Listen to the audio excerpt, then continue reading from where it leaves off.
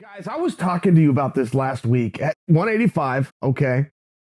Whittaker goes out, has this great performance against Cannonier. Appears that he's now the number one contender. Dana goes to the press conference and basically says as much. Yeah, what can I do? You know, this guy looked great. He's a former champion. 1 loss, 2 victories. He's back in the mix, and everybody goes home. They interview Whittaker the next day, and Whittaker said, and I quote, "I'm not stoked to fight him again. I will, however, make some changes," end quote. And I read that quote, and I came and talked to you guys, and I said, wait, I've never seen anything like this. That is anti-promotion to the highest of levels, or it's the greatest way to promote ever, and we'll have to see what Whittaker's angle is with this. I don't know. But boy, on first glance, this doesn't look great.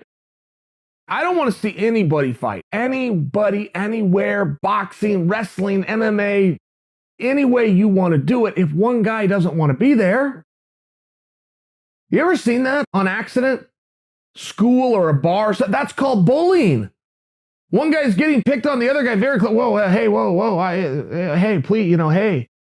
It feels terrible. It feels scummy when you see it. And the guy that does it is a scumbag. So it's one of these weird things where Whittaker says, I don't want to do the fight. If you're in Danish, what do you do? What do you do? It's a volunteer army, has been from day one. So I only bring that backstory to you because after Anderson and Uriah Hall fought, Adesanya was in the crowd, and we find out why. He does an interview in the back with Megan O'Leary. Dana goes to a press conference and announces Izzy Adesanya versus Jan Błachowicz is done, signed, done, 205 pounds. That's, and Dana said, though, he said I was going to give it to Whittaker. Whittaker comes out, says he doesn't want to fight him. I've never seen anything like this, but I got to move on. I take guys at their word. I moved on.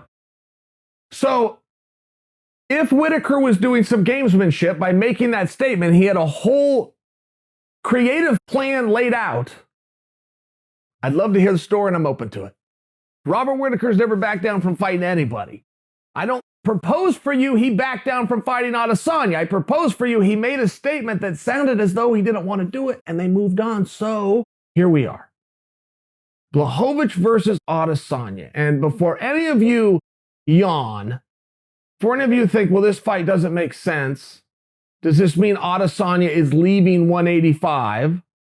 Before you start asking these questions, you have to understand why this fight is taking place. It's got nothing to do with Adesanya or Błachowicz. It's got to do with Jon Jones, specifically. Jon Jones is planning to go to heavyweight, and if Błachowicz wins, may still go to heavyweight. If he comes back to 205, he could probably fight Błachowicz and it be an okay, and I'm talking from a business standpoint, right? Jon wants a big money fight. It'd probably do just fine, and then he's in the same spot. There's just nothing else to do there. So my guess is if Błachowicz beats Izzy, Jon just goes up to heavyweight, but no reason to bring Izzy up to 205 and try to get a belt around his waist or potentially get a belt around his waist unless he's going to fight Jon Jones. There's also no level of sense to put Izzy versus Jones, which is possibly the biggest fight you could make in the entire industry right now. Can't make Khabib and Conor right now, right? Khabib left. Possibly the biggest fight you could make in the entire industry right now. It just doesn't make sense to do it at 205 pounds just because. It'd still be a really big fight, but that's kind of weird. It's kind of weird. So you kind of got to have a belt. So Adesanya moves up, Adesanya grabs the belt, great. Jones is now going to fight Adesanya for the belt. But in the meanwhile, what does Jones do? Everything I just laid out for you in a best case scenario is this time next year. Maybe a little bit before. September, maybe September. Crazy as Adesanya is, he might try to come in early, but I don't think so. I don't think so. September, October of next year. So that means Jon's out. Jon's out not knowing what he's going to do, having a plan to go to heavyweight, eating and lifting and doing all the things to get to heavyweight when there's this other plan going on that I wonder if Jon's been told about.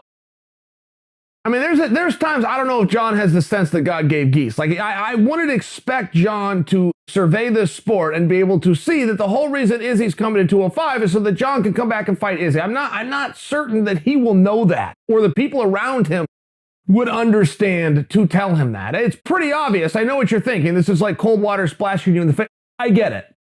I'm not sure they know it. Now, they know. Wait a minute. That's not my line. You get what I'm saying.